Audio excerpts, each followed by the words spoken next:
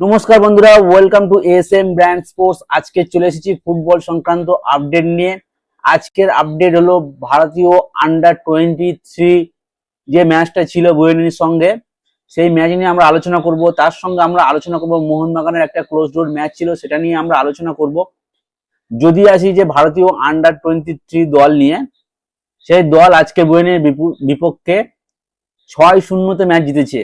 6-0 match জিতেছে, কিন্তু 6-0টা যথেষ্ট ভালো জিত, এবং জেতার পরেও ভারতীয় দল কোয়ালিফাই করতে পারেনি। তাদের ডিপেন্ড করে থাকতে হচ্ছে অন্য টিমের ওপরে, যদিও সেটা হচ্ছে ইরান। ইরানের একটা ম্যাচ বাকি রয়েছে। ইরান এবং ইন্ডিয়ার মধ্যে যে দল গোল ডিফারেন্সে সবচেয়ে বেশি থাকবে বা পয়েন্ট টেবিলে যারা যে বেশি পয়েন্ট কালেক্ট করবে, সেই দল কোয়ালিফাই করবে। যদি একটু ক্লিয়ারলি ভাবে বলে রাখি, ইরানের পয়েন্ট 6 আছে, কারণ তারা দুটোতে দুটো ম্যাচ খেলেছে। ইন্ডিয়ার পয়েন্টও 6, এর মধ্যে ইন্ডিয়া 3টে ম্যাচ খেলে নিয়েছে, অর্থাৎ ইন্ডিয়ার আর কোনো ম্যাচ নেই। ইরানের একটা ম্যাচ রয়েছে আরব আমিরশাহির সঙ্গে। যেহেতু আরব অলরেডি কোয়ালিফাই করে গেছে, এটা দেখার বিষয় যে যদি আরব আর ইরানের মধ্যে যদি ইরান 3 গোলের ব্যবধানে হেরে যায়, তবে কিন্তু ইন্ডিয়া কোয়ালিফাই করতে পারবে, কিন্তু সেটা যথেষ্ট কঠিন ব্যাপার। এর আগে আমরা যে ম্যাচগুলো দেখেছি, যে দুটো দলই নিজেদের মধ্যে জাস্ট খেলাটাকে খেলার মতো খেলেনি, জাস্ট পাস বাড়িয়ে টাইম ওয়েস্ট করে ড্র করে দুজনেই কোয়ালিফাই করে গেছে। খেলাটা খেলার মতো হয়নি। এর আগে যে আন্ডার 17 ওয়ার্ল্ড কাপ ছিল, একইভাবে ম্যাচ হারিয়ে দিয়েছে, একইভাবে তারা এবং সেই অভ্যাসটা ধরে রেখেছে যে তারা অন্য দলকে কোয়ালিফাই করতে দেবে না, এরকম একটা ব্যাপার রয়েছে। তারা নিজেদের মধ্যে খেলে সময় ওয়েস্ট করে পয়েন্ট ভাগাভাগি করে নিয়ে দুজনেই কোয়ালিফাই করে গেছে। যদি আসি এর পরের কথায়, আমরা এটাকে মাথায় রাখবো, এটা খারাপ পারফরমেন্স নয়, এটা ইন্ডিয়ার দলের জন্য একটা যথেষ্ট ভালো পারফরমেন্স, এবং এটা ভবিষ্যৎ, এটা ইন্ডিয়ার ভবিষ্যৎ। এই ভবিষ্যৎ নিয়ে আমাদের ভাবা উচিত। সামনে রয়েছে AFC Asian cup qualifier match, সেখানে আমাদের ভালো করতে হবে। এতদিন সব ম্যাচে আমরা ভালো করেছি, এটাও আমরা কোয়ালিফাই করতে পারতাম যদি না রেফারি আমাদের বিপক্ষে যেত, কাতার যদি না চুরি করতো, তাহলে আমরা কোয়ালিফাই করতে পারতাম, নিঃসন্দেহে কোয়ালিফাই করতে পারতাম। যাই হোক, পাস্ট ইজ পাস্ট, যেটা হয়ে গেছে। ভারত একটা অসাধারণ ক্যাম্পেনিং, বলা যেতে পারে যে অসাধারণ ক্যাম্পেনিং শেষ করতে চলেছে। হ্যাঁ, খাতায় কলমে হয়তো শেষ হয়নি, কিন্তু আমরা মনে রেখেছি যে এটাই শেষ, আর কোয়ালিফাই করতে পারবে না, এরকম আমরা ধরেই চলছি। যদি ভারতের বলি, বিপিন 5 মিনিট এবং 7 মিনিট 65 মিনিটের মাথায় 3টে গোল করে অসাধারণ হ্যাটট্রিক করে ভারতীয় ফুটবলের নেক্সট স্টার হতে চলেছে এই বিপিন।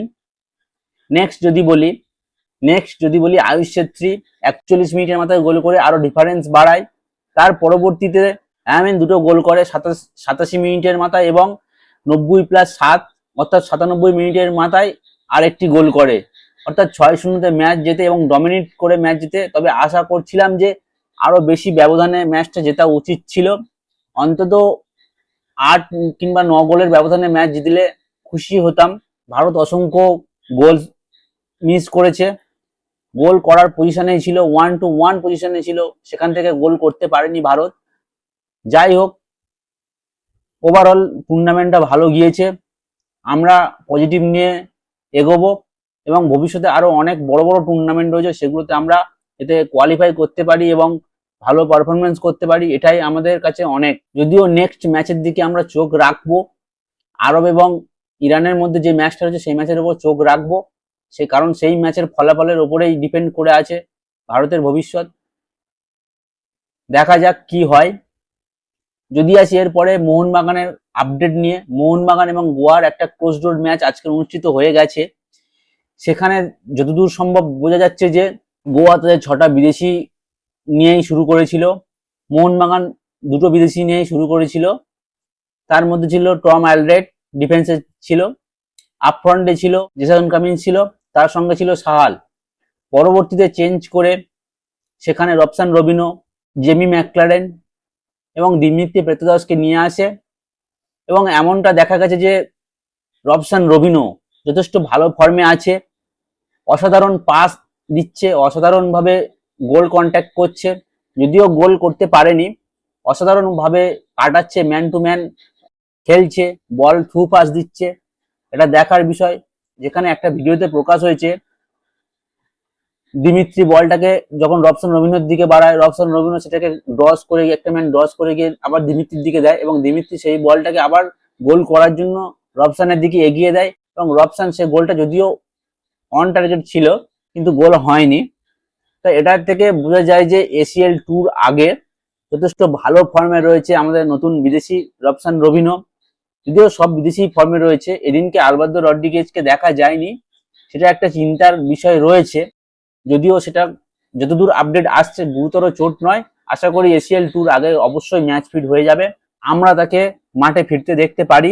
আরো একটি আপডেট দিয়ে রাখি ভারতীয় ফুটবলের জন্য সুখবর যেটা রয়েছে, বেঙ্গালুরু এফসি তাদের ক্যাম্পেইন শুরু করতে চলেছে, সেটা অফিসিয়ালি ভাবে জানিয়ে দিয়েছে, কারণ তারা ভরসা পেয়েছে যে তারা আইএসএল খেলবে, তার জন্য তারা আবার ক্যাম্পেইনিং শুরু করছে। প্রথমেই দেখেছিলাম ওড়িশা এফসি ক্যাম্পেইনিং শুরু করে দিয়েছে, দ্বিতীয়ত ব্যাঙ্গালোর এফসি শুরু করতে চলেছে। ভারতীয় ফুটবলের জন্য এটা খুবই একটা গুরুত্বপূর্ণ সুখবর রইল। এর মধ্যে থেকে শোনা যাচ্ছে যে আইএসএল এর জন্য সমস্ত ক্লাবকে চিঠি দিয়ে জানিয়ে দিয়েছে এআইএফএফ, কারণ তারা তাদের প্রি সিজন যেন চালু করে দেয় এবং নিজেদেরকে রেডি করে নিতে পারে, কারণ আইএসএল খুবই শীঘ্রই শুরু হবে এমনটাই আশা দিয়েছে এবং চিঠি লিখে জানিয়েছে প্রত্যেকটি ক্লাবকে, কারণ 22শে সেপ্টেম্বর থেকে সুপার কাপ শুরু হতে চলেছে এবং আইএসএল এর 13টা ক্লাব প্লাস আই লিগের টপ 6টা ক্লাব নিয়ে অনুষ্ঠিত হবে সুপার কাপ। সুপার কাপ জমে যাবে, এটা বলার কোনো অবকাশ নেই, কারণ এবারে সুপার কাপ সবচেয়ে বেশি টাফেস্ট সুপার কাপ হতে চলেছে। যদিও তার শিডিউল এখনো প্রকাশ হয়নি বা কোন ভেন্যুতে হবে সেটা এখনো প্রকাশ হয়নি, তার আপডেট দিলে আমরা আপনাদেরকে জানিয়ে দেবো। যদি আরেকটি প্লেয়ারের আপডেট নিয়ে বলি, সেটা হলো রয় কৃষ্ণা। মোহনবাগানের নয়নের মণি ছিল রয় কৃষ্ণা, এখনো হয়তো আছে। সেই রয় কৃষ্ণা আইএসএল আর খেলবে না, আই লিগও খেলবে না, কারণ রয় কৃষ্ণা অফিসিয়ালি কেরালা সুপার লিগের টিম মালাপুরম এফসিতে যোগ দিয়েছে এবং কেরালা সুপার লিগই খেলবে, এমনটাই তার ডিল ডান হয়েছে। তো রয় কৃষ্ণার ভবিষ্যতের জন্য শুভকামনা রইল, যাতে সেখানে তার নিজের যেরকম আইএসএল এর পারফরমেন্স দিয়েছিল কেরালা সুপার লিগে সেরকম পারফরমেন্স দিক, এটাই চাইবো। তো রয় কৃষ্ণার ভবিষ্যতের জন্য অনেক অনেক শুভেচ্ছা রইল। তো এই ছিল আজকের ফুটবল সংক্রান্ত আপডেট, দেখা হচ্ছে অন্য কোনো ভিডিওতে অন্য কোনো সময়ে।